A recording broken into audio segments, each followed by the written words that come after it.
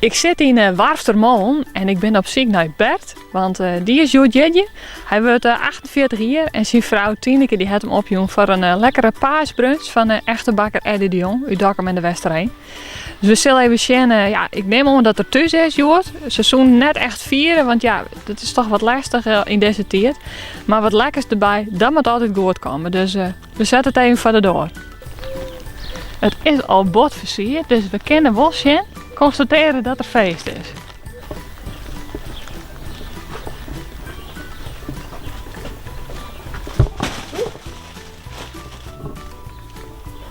Ik krijg gehoord. Ja, nog.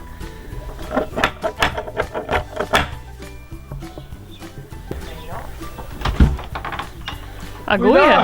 Hier is een jeetje, heb ik begrepen. Ja, dat klopt. Van harte gefeliciteerd. Ja, bedankt. Ik heb wat moois meegebracht. Oh, ik ben er heel ontdaan van. Ja, klopt. Ik ben 48 geworden. Dus, nou, hartstikke mooi. Dat is helemaal verrassing. Ja, kom maar even in, zou ik zeggen.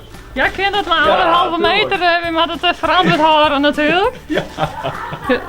Oh, lekker hé. Oh, broodjes.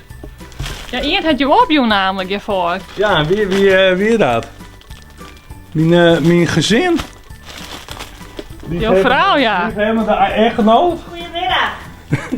Oh, prachtig. Kon je hem er even in komen? Nou ja, ik weet net. Ik ben meer van de, Oh ja, van de afstand. corona Ja. Ja, nou, hartstikke mooi. Ja, ik weet net wat ik zitten moet. Dat is een hele grote verrassing. Ja, ik hier daar al bezig, jongen. Ik denk, nou, ik weet net, maar ja, goed, ik ben gewoon naar mijn gang. En ik ben heel blij met deze verrassing. Dus ja, echt geweldig. Dat ik even in het zonnetje word gezet.